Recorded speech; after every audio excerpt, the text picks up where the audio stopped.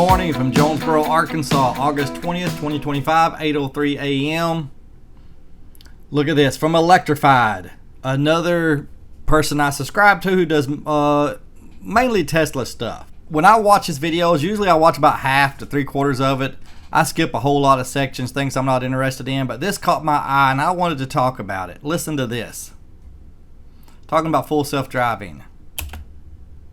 Aaron Lee shared this video of Tesla on FSD, and he framed it as FSD nearly crashing, but I would frame it as FSD successfully avoiding a crash that, if a human was driving and not paying close attention, may have resulted in an accident. And you can tell by watching this how much confidence he has in the system, as he basically had no reaction to a very close call. Another thing to point out, FSD handled this incredibly well, because a normal human driver may have swerved to the left and may have hit that black vehicle that was in the left lane. So in this case, slowing down smoothly was the proper maneuver. And in this case, it was executed flawlessly. Okay, so let me back up. Okay, so a lot of stuff to say here. First, he claimed that the original poster of this video framed it as though Tesla almost caused a crash. That's bull. You can see this white car right here going into his lane. And as far as a human driver might have swerved to the left, that's just instinct. That's the problem with humans versus computers. I mean, you see something coming at you, your instinct is to flinch. Your instinct is to move to the opposite direction. Your instinct is to get out of harm's way, when sometimes doing that can cause more harm than good.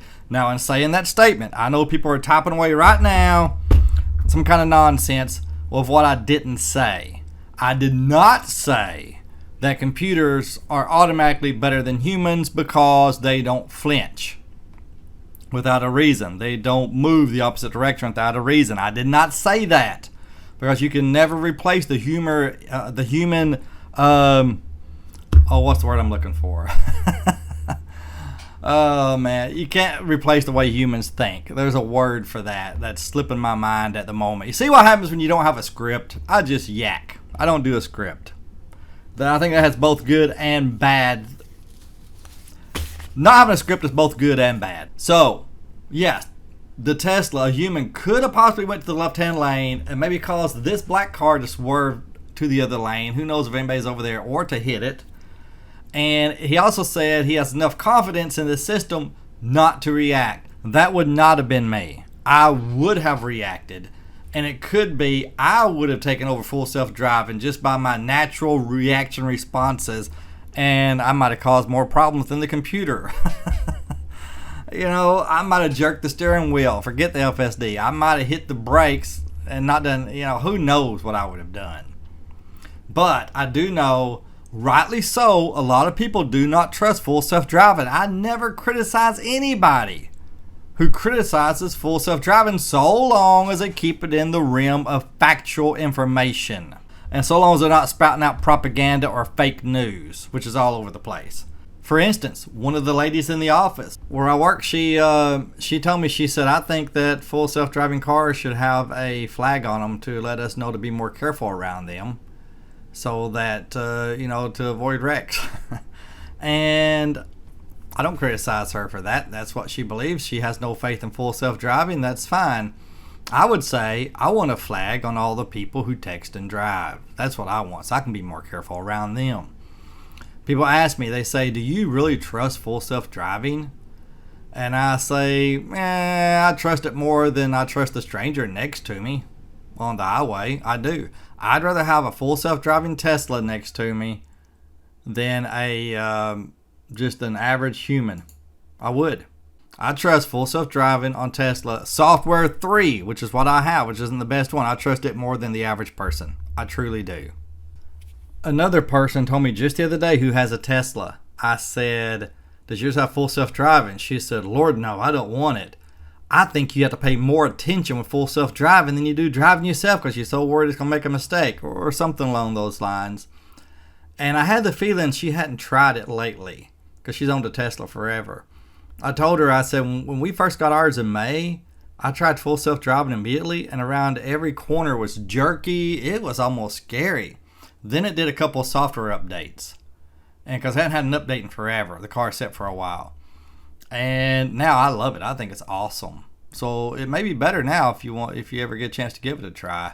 But she wasn't that interested, again, which is fine. But I trust full self-driving more than I trust this idiot right here. I trust full self-driving more than I trust this idiot right here. Absolutely. And y'all are worried about full self-driving. Look at this. Yeah, so full self-driving Tesla Cybertruck might have done that. But a human certainly did it. With Tesla, it's a theory. With that human, it was factual. It happened. So anyway, what do you think about full self-driving? Now, live in the real world here. Don't just bash it just to bash it. All right? And have you tried it lately? And I would love to try full self-driving software 4. Look at that. I doubt my Tesla would have done that. It might have, but I doubt it.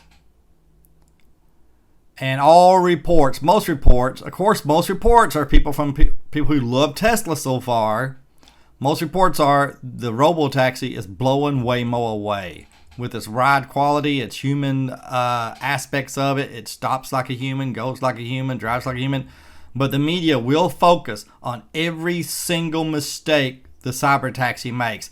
God help if the cyber taxi does this right here one time out of 400,000 miles. The media will go nuts. It's because the media is biased. They're liars. They're unfair. Does anybody out there still trust the media? Seriously, do you? Okay, fine. We're getting off subject. All right, so there you go. I just want to talk about full self-driving a little bit today. I love it. As a matter of fact, I'm not sure I can ever give up my Tesla just because I love full self-driving so much. It's gotten to the point where I hate the idea of having to drive myself to work.